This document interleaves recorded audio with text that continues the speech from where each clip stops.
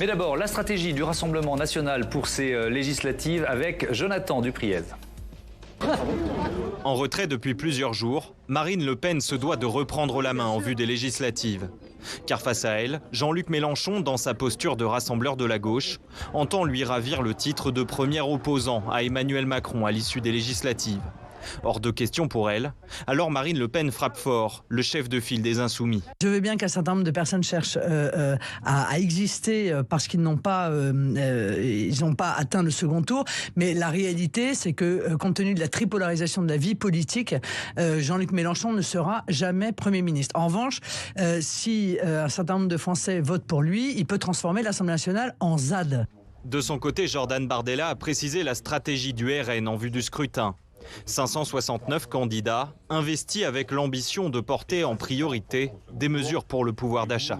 Quant aux objectifs politiques, le RN espère se doter d'un groupe de poids à l'Assemblée nationale pour faire barrage à Emmanuel Macron. Une projection Opinionway donne le parti entre 20 et 40 députés.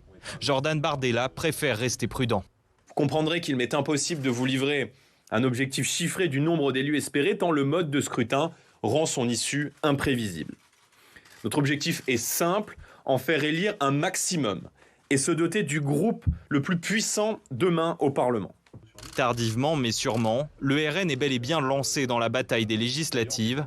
Marine Le Pen et Jordan Bardella s'élanceront dans un tour de France en soutien aux candidats investis par le RN.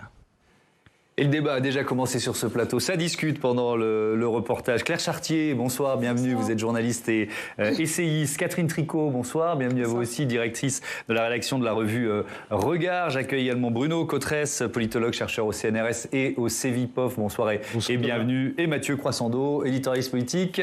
Heureux de vous retrouver. Mathieu, bienvenue à vous aussi. J'ai envie de dire, il était temps pour Marine Le Pen, Catherine Tricot. Est-ce que vous diriez que, je sais pas, moi c'est un peu mon impression, que ces législatives ne l'intéressent pas vraiment?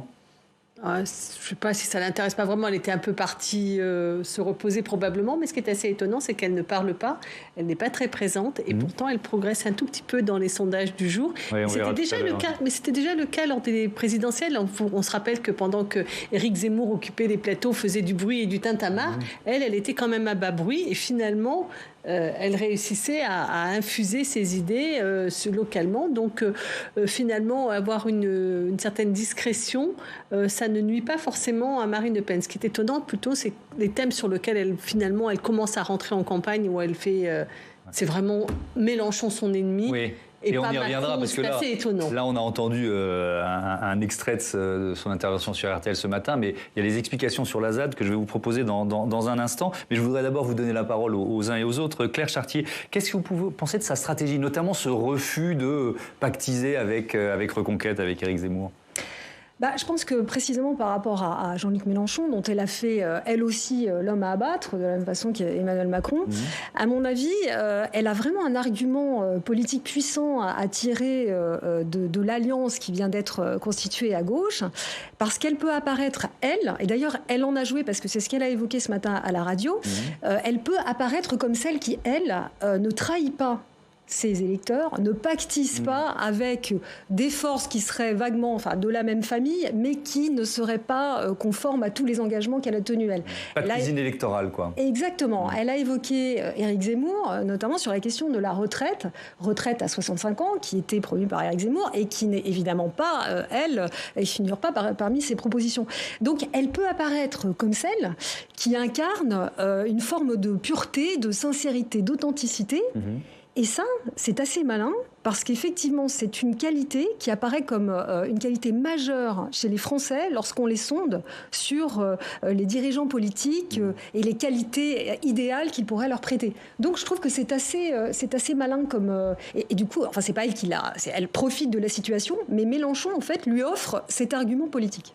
Bruno Cotresse, il y a quand même eu ce contraste, ça vaut aussi d'ailleurs pour la majorité présidentielle, avec un Jean-Luc Mélenchon qui a occupé l'espace. On a quasiment fait tous nos débats sur cette nouvelle union populaire, économique et sociale la semaine dernière. Et Marine Le Pen est partie en vacances. Est-ce que c'est une erreur stratégique, d'après vous? Un peu, oui.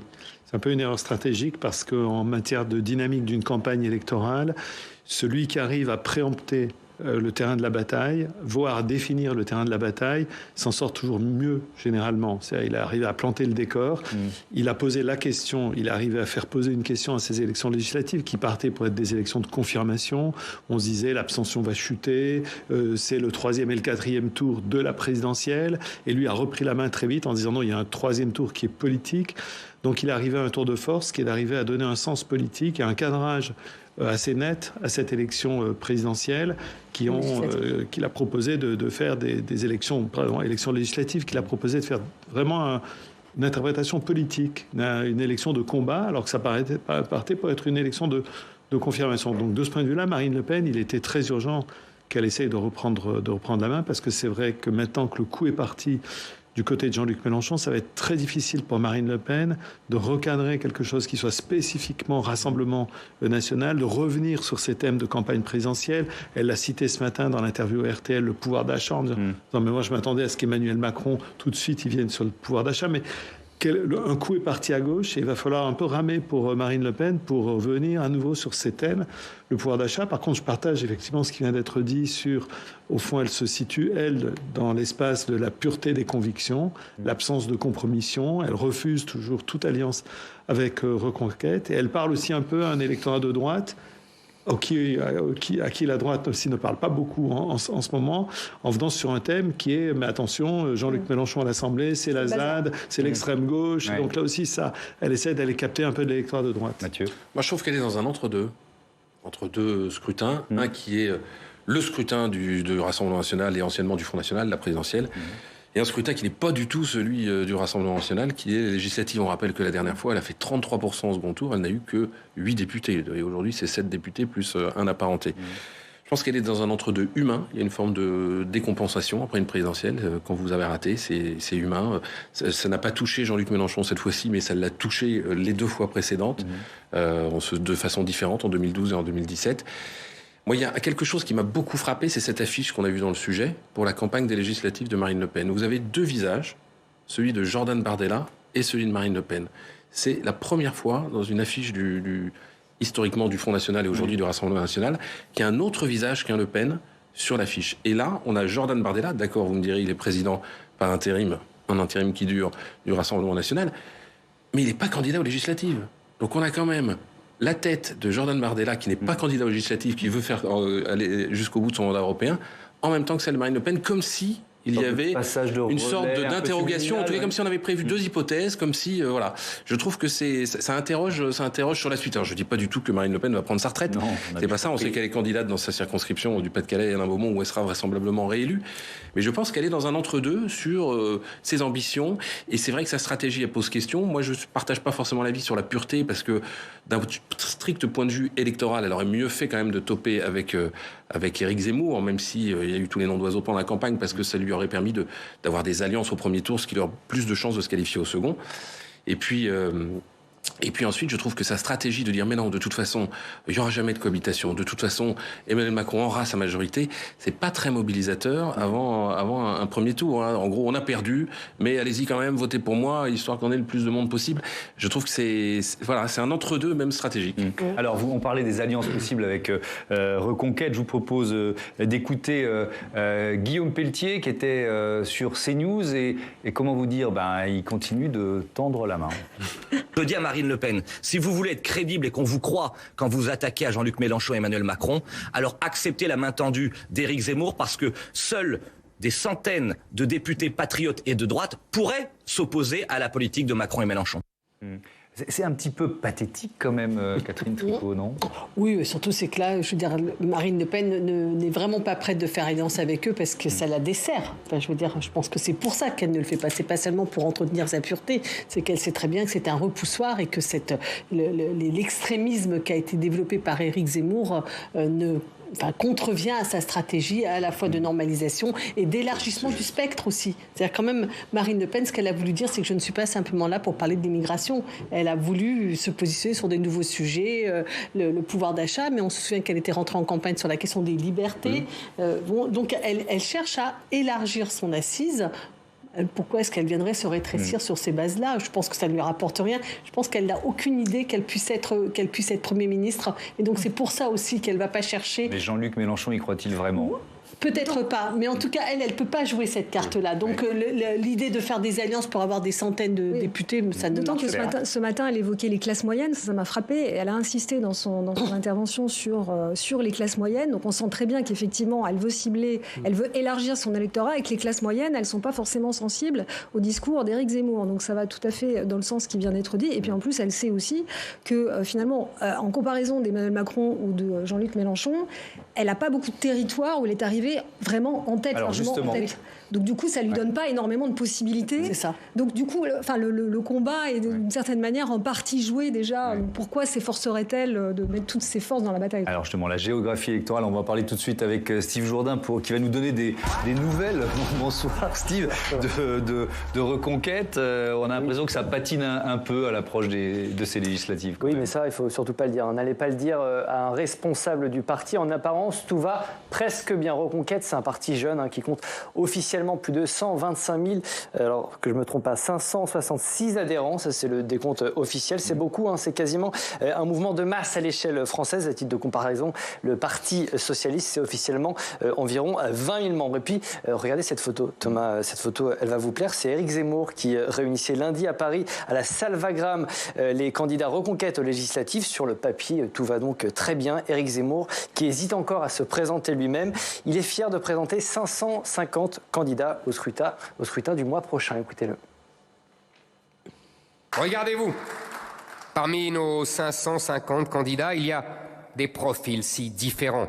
Il y a des étudiants et je salue toute la génération Z qui va aller partout combattre sous nos couleurs, à l'image de son responsable Stanislas Rigaud. Il y a des policiers, il y a des fils et des filles d'ouvriers, il y a des enseignants, il y a des ingénieurs, des médecins, des chefs d'entreprise. Vous avez des profils différents et pourtant, vous vous battez pour un même idéal, la France. Bon, tout va bien en apparence, mais derrière la façade, il y a quelques lézardes, c'est ça? Il faut gratter un peu. Elle l'a confirmé hier dans un post publié sur les réseaux sociaux. Marion Maréchal ne sera pas candidate aux législatives. Raison invoquée, c'est 8 mois de grossesse. Marion Maréchal écrit qu'à 8 mois de grossesse, elle ne sera pas en mesure de mener une campagne de terrain. Elle ne sera donc pas candidate dans le Vaucluse où Éric Zemmour était arrivé seulement 4e à la présidentielle. Autre responsable du mouvement qui pourrait ne pas en être, c'est Guillaume Pelletier. Vous en parliez tout à l'heure, Thomas, député transfuge Les Républicains du Loir-et-Cher. C'est le seul député sortant Reconquête, mais il hésite à y aller.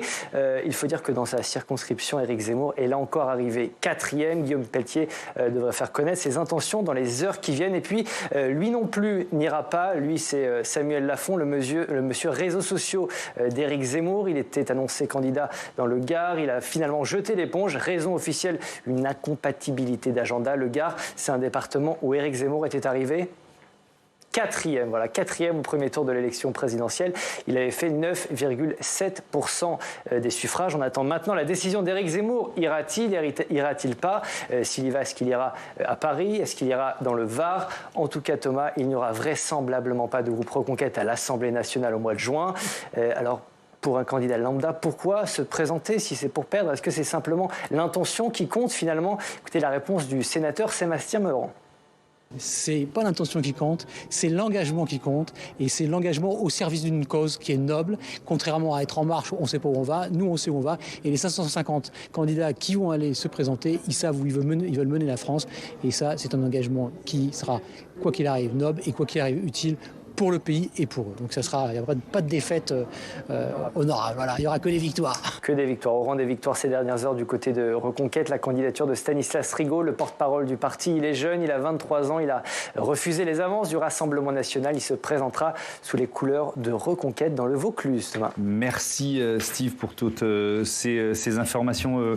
Claire Chartier, quand on fera le bilan de cette campagne 2022 d'Éric Zemmour, qu'est-ce qui va rester?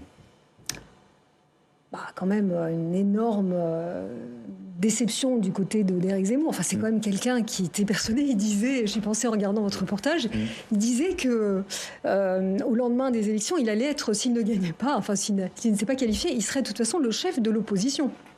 Enfin, quand même avoir ce type de propos dans la position dans laquelle il était. Je crois surtout que, effectivement, c'est quand même, il y a quelque chose d'assez romanesque dans cette trajectoire, parce que c'est un personnage qui a été quand même en partie créé par l'effet médiatique qu'il a suscité, en partie, qui s'est lui-même cru investi d'une véritable mission, et je pense qu'il se croit toujours investi d'une véritable mission. Ses supporters sont aussi convaincus qu'ils défendent une cause, donc ça leur donne une force. Donc je pense que ce parti va effectivement continuer, parce que il y a cette idée de conviction politique qui, dans le panorama actuel, de formation, il parlait d'Emmanuel Macron, un petit peu confuse, des gens qui s'engagent vraiment, même s'ils savent qu'ils vont perdre, eh bien c'est quand même un message qui est envoyé à la société, et donc ça peut porter, mais l'ensemble est effectivement un énorme désastre quand même, du point de vue des ambitions initiales d'Éric Zemmour. Ouais, Bruno Cotresse, 125 000 adhérents, en tout cas c'est le chiffre officiel, pas forcément simple à vérifier, mais faisons-leur confiance. C'est quoi? C'est un club de fans, de lecteurs d'Éric Zemmour? C'est une force politique qui peut être utile? Pendant des années, le Front National n'avait pas de député à l'Assemblée et a malgré tout continué de peser. Vous voyez ce que je veux dire? C'est un symptôme du mal-être et du malaise identitaire français. Au fond, à la fois sa trajectoire fulgurante, à l'automne, au fond, seuls les lecteurs d'Éric Zemmour ou ceux qui regardaient CNews connaissaient bien le personnage. Et puis, il a émergé de manière assez fulgurante, en quelques semaines seulement, comme un symptôme d'un malaise français. Et de la même manière, c'est aussi un symptôme d'une transformation des organisations politiques en France. On voit dans de nombreux pays européens, pas seulement en France, que le parti politique, avec des strates intermédiaires, avec des militants qui sont issus d'un long parcours de formation par les organisations politiques ou par le syndicalisme, c'est plutôt une valeur qui est à la baisse. On voit émerger partout des partis politiques qui sont portés par une personnalité avec une très forte personnalisation. On peut parler de partis politiques personnels. On a vu qu'En Marche, au fond, il y avait quelque chose qui était similaire. Donc voilà un symptôme d'un malaise démocratique français assez profond. Et c'est en ça qu'effectivement le mouvement politique créé par Éric Zemmour, sans aucun doute, sera amené à muter, à perpétuer, mais qu'il est arrivé à capter quelque chose de ce mal-être et de ce malaise démocratique français. Quel sera le succès électoral? C'est une toute autre dimension.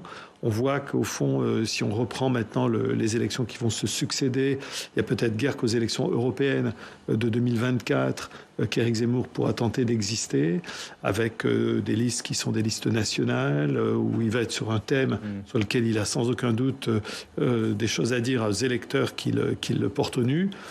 Mais sur les élections locales qui s'annoncent, on va retrouver son problème, pas d'ancrage, pas d'organisation politique. Et donc sans doute, il est déjà dans sa tête dans l'élection présidentielle de 2027. Je reviens sur Marine Le Pen, donc, qui refuse, via ses prises de parole ou celles de ses lieutenants, toute alliance avec Reconquête. Donc elle était ce matin sur RTL. On a entendu une première partie de sa réaction concernant Jean-Luc Mélenchon, qu'elle cible très clairement. On va l'écouter en entier. C'est assez savoureux, regardez. Jean-Luc Mélenchon ne sera jamais Premier ministre. En revanche, si un certain nombre de Français votent pour lui, il peut transformer l'Assemblée nationale en ZAD. Voilà. Et ça, je ne le souhaite pas. Donc la vraie question, c'est quelle opposition à Emmanuel Macron? C'est-à-dire transformer l'Assemblée nationale en ZAD? En ZAD, c'est-à-dire avec les défenseurs des Black Blocs, les défenseurs du burkini à la piscine, ceux qui veulent désarmer la police, ceux qui veulent ouvrir les prisons, parce que la prison, c'est pas gentil, etc. Voilà, transformer l'Assemblée en ZAD, ça éventuellement, c'est le risque qui est celui de Jean-Luc Mélenchon. Catherine Tricot, à droite toute, on peut dire ça, alors que sa campagne présidentielle avait été... elle aurait peut-être pas prononcé des mots comme cela. Ah ben, très clairement, c'est tout à fait différent de ce que du message qu'elle avait voulu porter pendant la présidentielle, qui était très social, et elle essayait d'être la candidate anti-Macron, et elle a cherché à séduire un électorat qui aurait pu être tenté par faire front contre Macron. Là, c'est pas ça du tout qu'elle raconte. Elle revient vraiment sur des positions très à droite, avec tous les identifiants, l'islam, la prison, la police, l'ordre, etc. Enfin, c'est assez surprenant qu'elle reprenne cette position, et donc je pense que ça conforte ce qu'on a dit en première partie, c'est-à-dire qu'elle ne mène pas vraiment une campagne, elle pense pas pouvoir gagner, elle va essayer de faire ce qu'elle pourra faire, 30, 40 députés, ça serait déjà quand même beaucoup, beaucoup mieux que la situation présente. Voilà, c'est tout, je pense qu'elle ne joue pas plus que ça, à mon avis. Mais Claire Chartier, c'est cette question de la laïcité, stratégiquement, c'est assez bien joué de pointer ce qui peut être un élément de rupture ou de dissension au sein de la nouvelle Union populaire, écologique et sociale. Oui, d'autant que cette fameuse union, effectivement, tend les Verts, je pense, se faire battre. Parce que franchement, c'est vrai que faire sortir ce sujet-là dans ce moment-là appelait évidemment une riposte de l'autre côté, et très, très facile, parce qu'on sait combien le sujet du burkini à la piscine est quand même sensible. Je pense qu'elle va aussi sur cette question, parce qu'elle n'a plus besoin trop d'aller sur la question sociale, parce qu'elle a été quand même très entendue là-dessus et elle a été comprise là-dessus. Donc elle avait délaissé ce pan, je dirais plus droitier classique, parce qu'en plus il était un peu effrayant, puis il était occupé par Éric Zemmour. Là, le flanc social, elle est vraiment reconnue, elle est reconnue comme crédible là-dessus, à tort ou à raison. Donc maintenant, elle peut repasser sur ses fondamentaux, ce qui est effectivement une articulation classique et habituelle dans laquelle elle est tout à fait à l'aise. Et encore une fois, de l'autre côté, il y a un manque de tactique politique pour le moins. En ce moment, on parle beaucoup de Clausewitz à propos de l'Ukraine et la différence entre tactique et stratégie. À gauche, c'est certain qu'il n'y a ni tactique ni stratégie pour l'instant. On attend de voir. Il y a quand même, vous l'avez évoqué un peu tout à l'heure, Mathieu, la question de l'avenir du Rassemblement national, avec ou sans le clan Le Pen. C'est une vraie question quand même. Est-ce qu'on considère que Jordan Bardella en fait partie d'une certaine façon? Par alliance, il en fait partie. Voilà. Mais c'est une vraie question. C'est marié avec une des nièces de Marine Le Pen. Parce que depuis sa création en 1972, le Front National est une affaire familiale, quand même, il faut le dire. Alors qui est passé de père en fille dans la difficulté. Enfin, d'abord adoubé, puis ensuite poignardé. Enfin, chacun ayant joué son rôle.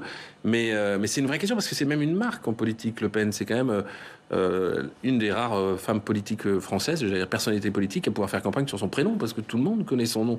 Il n'y a même plus besoin, il n'y avait pas besoin pour elle de faire campagne pendant cette présidentielle sur les valeurs traditionnelles de l'extrême droite, parce qu'elle voulait les planquer, et puis parce que de toute façon, il n'y a pas besoin de surligner quelque chose qui est explicite pour les gens. Quand vous vous appelez Le Pen, vous êtes issu du Front National et donc d'extrême droite. Donc la succession des Le Pen, si jamais Marine Le Pen venait à se retirer du jeu ou à prendre du recul, va être très compliqué, parce que c'est un clan familial qui n'a fonctionné qu'en éliminant tout ce qui pouvait monter et faire de la concurrence par ailleurs. Donc Jordan Bardella, lui, a été adoubé, c'est vrai qu'il est de la famille par alliance. Marion Maréchal sera peut-être pardonnée parce qu'elle est aussi du clan et de la famille, et on a vu des gens partir, revenir. Mais qui émerge à côté? Qui a émergé? Personne. Personne. Ça a été le problème de Marine Le Pen dans l'entre-deux tours, c'est qu'elle se retournait et puis il n'y avait pas grand monde pour former un gouvernement éventuel, pour pouvoir répondre aux interviews. On n'a vu que Jordan Bardella. On peut le dire, un peu de notre cuisine, on peut être transparent. C'était parfois compliqué, quand on faisait des débats politiques, d'avoir des invités pour représenter Marine Le Pen sur ce plateau. Que les choses soient claires. Le Front National et Rassemblement National a eu souvent cette difficulté au niveau des élections locales. Pour constituer des listes municipales, un certain nombre de mes collègues avaient fait des études, on va dire, sociologiques extrêmement précises, montrant que très souvent le Rassemblement national était obligé d'aller piocher dans le vivier des familles des candidats aux élections municipales pour arriver à monter des listes municipales. Donc c'est une problématique effectivement assez générale, malgré la progression de Marine Le Pen à la présidentielle dans les territoires ruraux, par exemple. L'ancrage territorial et national du Rassemblement national s'est considérablement élargi au cours des deux dernières présidentielles, mais ils ont toujours effectivement un peu ce même problème de vivier, tant au niveau de l'état-major du parti que souvent même au niveau local. locales. C'est l'enjeu de rompre l'ostracisme quand même. C'est pour elle, c'était un des enjeux essentiels d'arriver à pouvoir se structurer. Et là, en l'occurrence, en passant à Jordan Bardella, d'une certaine manière, elle joue aussi cette carte d'un élargissement. Et vous parliez tout à l'heure des partis qui étaient liés à une personne, c'était la famille Le Pen, et l'enjeu du Rassemblement national, comme l'enjeu qui va être celui autour d'Emmanuel Macron ou celui de Jean-Luc Mélenchon, c'est comment on passe. Parce qu'en fait, Mélenchon, il va devoir passer la main. Oui, bien sûr. Emmanuel Macron ne sera pas candidat. Et donc, la question de l'avenir de ces partis unipersonnels... On n'a pas fini de répondre à ces questions sur ce plateau. Ça va être passionnant. C'est vraiment l'enjeu des 5 prochaines années. C'est une nouvelle période, quoi. Oui, parce qu'on est dans l'ère, effectivement, des partis personnels, des mouvements partis, et plus du tout. Et on voit bien que les partis classiques sont complètement à la ramasse, s'accrochent au bastingage pour ne pas sombrer. Donc, c'est vraiment là, ce nouveau monde sur lequel on a glosé pendant... En fait, on est en train de le vivre, en train de se fabriquer. On a beaucoup accusé Emmanuel Macron d'avoir finalement contribué à l'éloignement, enfin à l'effacement du clivage gauche-droite par son ni droite ni gauche. Mais en fait, je pense que c'est d'abord ce qu'on voit là, c'est exactement le contraire. C'est-à-dire qu'au contraire, c'est l'affirmation d'une radicalité. C'est-à-dire qu'on a quand même, effectivement, il le souligne lui-même dans son discours d'hier, deux radicalités qui s'opposent. Donc la gauche aujourd'hui emmenée par Mélenchon, à droite Marine Le Pen. Or, la radicalité, le conflit, c'est de la politique, en fait. Et donc, on est au contraire là dans le grand retour de la politique tel qu'il doit se concevoir dans un débat démocratique. Donc de ce point de vue-là, on est vraiment au cœur. Et ça, c'est vraiment le nouveau monde qui est en train de se fabriquer. Pour beaucoup de raisons et pas simplement pour Emmanuel Macron. Confirmation, un coup d'œil au sondage, coup d'œil prudent évidemment. On est à un mois du premier tour, les listes sont à peine connues. C'est Harris Interactive pour nos collègues, nos confrères de Challenge qui propose ce sondage où on voit la nouvelle Union populaire écologique et sociale arrivé en tête, 28%, mais avec une forte baisse par rapport à la dernière étude, moins 7. La majorité présidentielle à 26, le Rassemblement national à 24. Et puis après, voilà, il y a un gap qui revient, ça ressemble évidemment au score du premier tour de la présidentielle. LR à 9, Reconquête à 6, etc., etc. Et si on regarde la projection en sièges, et là encore, on va être ultra prudent, parce qu'elle est compliquée à sortir, cette projection, mais on arrive à plus de 300 sièges, de toute façon, majorité absolue pour la coalition présidentielle. Entre 105 et 158 pour les partis de la NUP, 30 à 48 pour LR, les Républicains, et 52 à 80 pour le Rassemblement national. Catherine Tricot, ce qui est intéressant, c'est que quand on voit ça, encore une fois, on est à un mois, il y a une campagne qui va démarrer, il y a des dimensions locales dans chaque circonscription qui vont jouer, mais quand même, Jean-Luc Mélenchon, on se dit, il est peut-être en train de réussir son coup, premier opposant à Macron, ça se profile en tout cas. C'était déjà un peu le cas en 2017, mais de manière beaucoup plus basse, c'est-à-dire qu'en 2017, il était déjà, il avait revendiqué ce rôle, et il avait, avec son groupe de 17 insoumis, qui était la première fois qu'ils apparaissaient à l'Assemblée nationale, il avait voulu être le premier opposant. Si on fait de l'arithmétique, il y avait 100 députés LR quand même. Qui n'ont compté pour rien. Et il y avait 30 députés socialistes qui n'ont pas compté non plus. Oui. Ce que je veux dire, c'est que ce n'est pas simplement le nombre, c'est aussi la dynamique que vous portez, l'affirmation. Il était une grande voix et il avait bien décidé d'implanter. Moi, ce qui me frappe, c'est que ces 52 à 80 élus Front National sur une élection uninominale, c'est énorme. Si jamais c'était confirmé, c'est énorme. C'est-à-dire que là, il y a à la fois les députés qui arriveraient de la France insoumise et de la gauche, mais d'une certaine manière, on est quand même un peu habitué en France à avoir le Parti communiste qui avait une implantation et peu ou prou, la France insoumise remplace dans l'imaginaire et dans l'espace politique la radicalité communiste. Mais là, c'est pas la ZAD qui se profile, c'est l'émeute permanente d'extrême droite. Enfin, si on a, non mais je suis un peu choquée parce que je n'avais pas vu ces chiffres. Mais il faut remarquer qu'elle a fait quand même. Ça rejoint ce que disait Bruno sur l'ancrage, notamment l'ancrage rural. Parce qu'elle a fait une campagne vraiment de proximité présidentielle, Marine Le Pen. Quand on regardait, c'était fou. En fait, elle était vraiment sur le terrain, sur les marchés, carrément. Enfin, oui, mais enfin, les 52 à 80 députés d'extrême droite, ils ont quand même des rapports à la démocratie qui sont des rapports un peu conflictuels, on va dire. Oui, donc, elle dit, Mélenchon, ça va être la ZAD. Moi, ce que je me dis, c'est que autant de députés d'extrême droite à l'Assemblée nationale, c'est quand même une contestation possible dans l'hémicycle des principes républicains et démocratiques. Et c'est le paysage rêvé d'Emmanuel Macron. Faut le dire, c'est exactement comme ça qu'il imaginait ce nouveau monde politique, avec deux radicalités qui, selon lui, n'auront jamais de majorité sociologique en France. Donc il se dit, on est tranquille, moi j'occupe le centre, il n'y aura jamais 50%, se disent-ils, plus une voix qui voteront pour une radicalité d'extrême gauche ou de gauche, et jamais non plus pour l'extrême droite. Donc c'est le centre qui occupera le reste. Alors la question, puis après on va passer au nouveau gouvernement, quand même, changement de mode de scrutin proportionnel, avec ces chiffres-là au premier tour, 28, 26, 24, c'est pas la même, c'est pas du tout la même histoire. Bruno. C'est clair qu'en 2017, l'Assemblée nationale élue a obtenu les coefficients de distorsion de la représentation. Nous, on calcule des indicateurs statistiques qui calculent la distorsion des voix au siège. La plus déformée de toute la Ve République, en particulier le Rassemblement national et la France insoumise, mais surtout le Rassemblement national, qui n'obtient pas du tout à proportion de ce qu'il a fait. Je ne parle pas de la présidentielle, mais même aux législatives, en nombre de députés. Le décalage est considérable pour la France insoumise également. Donc c'est vrai qu'il y a un souci de la proportionnalité de l'Assemblée élue. Emmanuel Macron a indiqué qu'il allait s'en occuper. Donc ça ne sera pas pour là, ça sera pour les élections législatives de 2027. Mais c'est vrai qu'à la proportionnelle, ça donnerait une Assemblée totalement différente, avec sans aucun doute des conséquences extrêmement importantes sur la coalition. Ça poserait directement la question d'une coalition, par exemple, majorité présidentielle, les Républicains.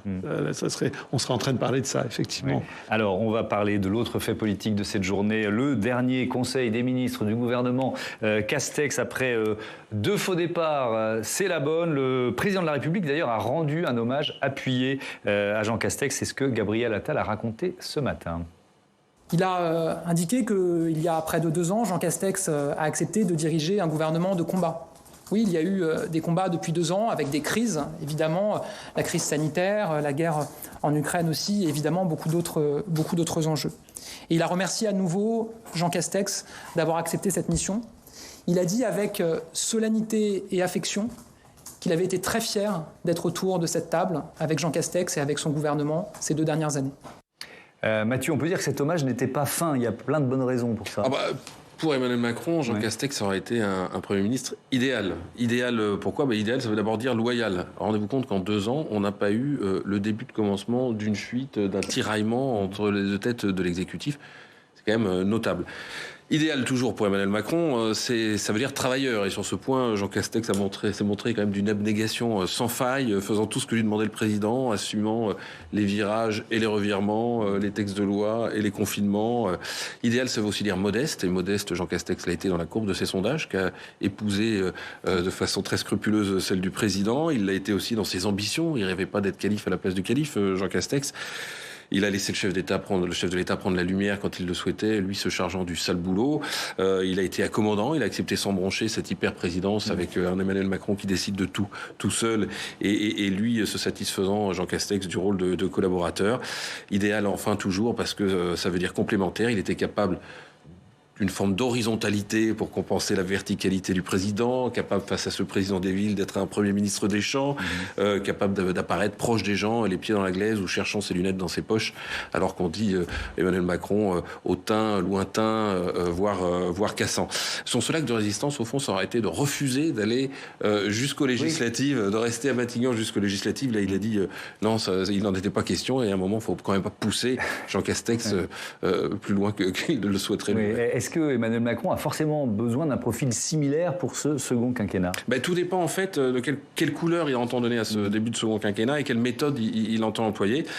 Parce que Jean Castex était idéal pour Emmanuel Macron, mais il avait aussi des défauts ou des inconvénients. C'est que c'est pas un Premier ministre politique au sens partisan du terme ou au sens comme peut l'être un chef de la majorité ou un chef de meute. C'était à la fois son avantage, mais aussi sa limite, parce que sa parole n'impressionnait guère les poids lourds de la Macronie, ni les élus, ni même les électeurs. D'une certaine façon, il était la main du président. Et Jean Castex avait la réputation d'être un négociateur hors pair, mais il n'a pas non plus su renouer particulièrement le fil, que ce soit avec les élus locaux. On l'a bien vu lors des élections à la tête de l'Association des maires de France ou avec les partenaires sociaux.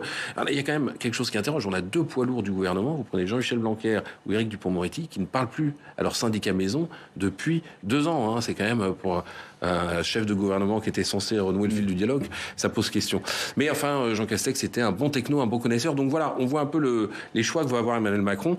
S'il veut vraiment changer de méthode, d'abord, il va falloir que lui, il fasse un grand travail sur lui-même, qu'il apprenne à fixer un cap, à déléguer, à déconcentrer la décision et peut-être du coup à confier le bébé à un Premier ministre politique. S'il veut continuer de décider de tout, à toute heure, il lui faudra un nouveau collaborateur au risque de tuer une bonne fois pour toutes le job du locataire de Matignon. Oui, effectivement, Catherine Tricot, là, c'est la méthode Macron qui est à l'épreuve ou qui sera à l'épreuve. Oui, dans le contexte qu'on disait tout à l'heure, c'est-à-dire que ça va être tendu au sein de la Macronie. C'est-à-dire qu'on voit déjà que les négociations sont difficiles pour les élections législatives. C'est-à-dire qu'en fait, ce profil, il y a l'équilibre de la politique qui va être menée.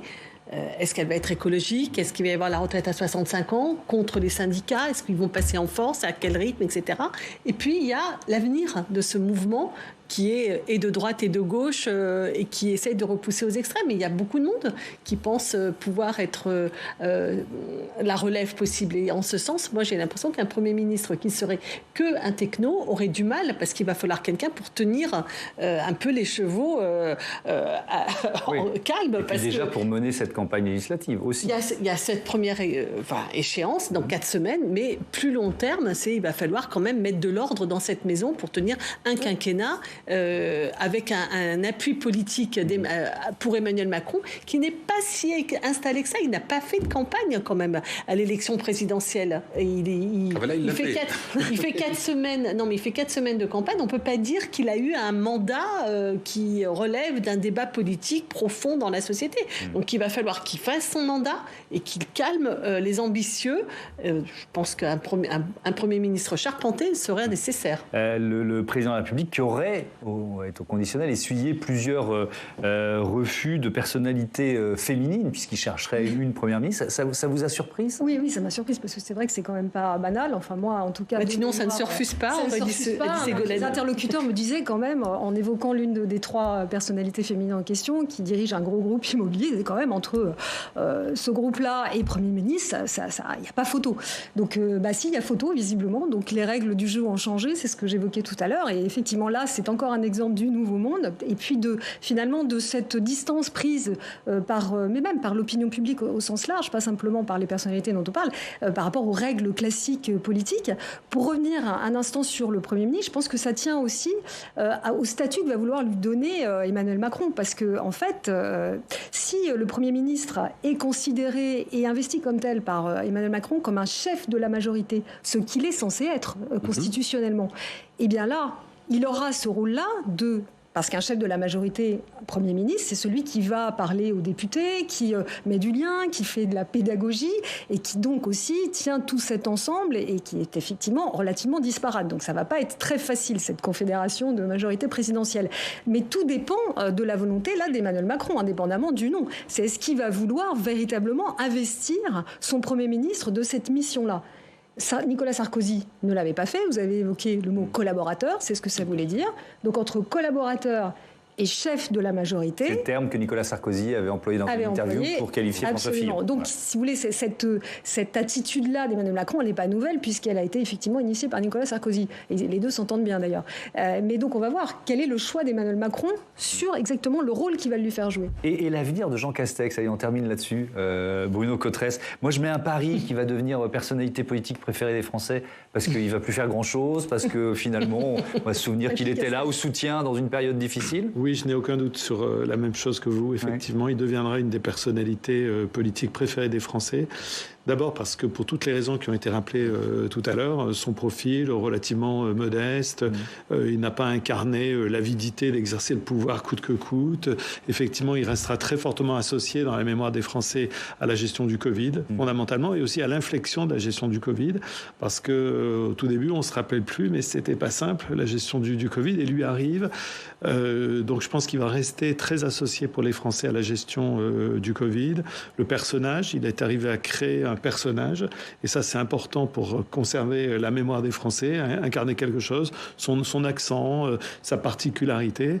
Effectivement, ça ne va pas être simple, en fait, de lui succéder, parce qu'il faut trouver quelqu'un qui non seulement réunit toutes les qualités dont on a parlé, mais aussi, n'oublions pas qu'Emmanuel Macron, ne pouvant pas être candidat à un 3e mandat, au bout d'un moment, beaucoup de gens se poseront la question de savoir si jamais il y a un très bon Premier ministre, quelqu'un qui incarne bien, un peu charismatique, est-ce que c'est pas lui ou elle le successeur ? À suivre. D'autres débats à venir sur ce plateau, ça promet d'être passionnant. Merci à tous les trois d'avoir participé à ce premier débat de Sens Public.